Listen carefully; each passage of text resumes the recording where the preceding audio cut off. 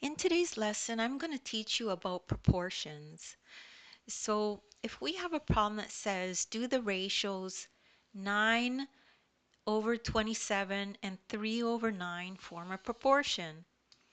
So first step is to know that if two fractions or ratios form a proportion, they would be equivalent.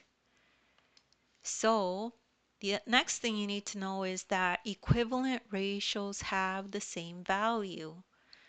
Okay, so if they form a proportion, they would be equivalent. Equivalent ratios have the same value. So we just need to figure out if these two fractions are equivalent. So let's compare the two fractions, 9 over 27 and 3 over 9. So what we have to do to compare, to make it easier, is to find a common denominator. So let's do that.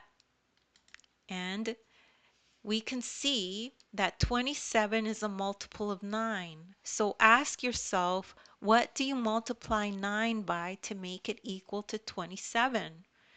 So you multiply it by 3.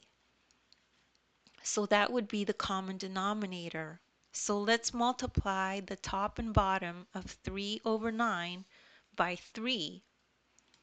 And remember, if you multiply the denominator by 3, then you must multiply the numerator by 3.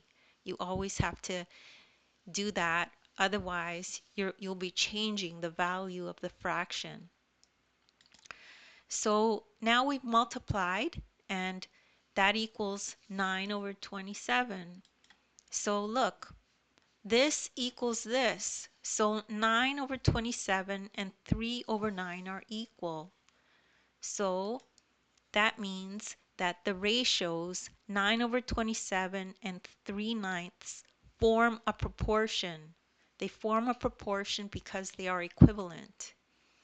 And that's it. And that's all you need to know about proportion. If you need more help, take a look at the description. There's links there to other videos of mine that I've done that are similar as well.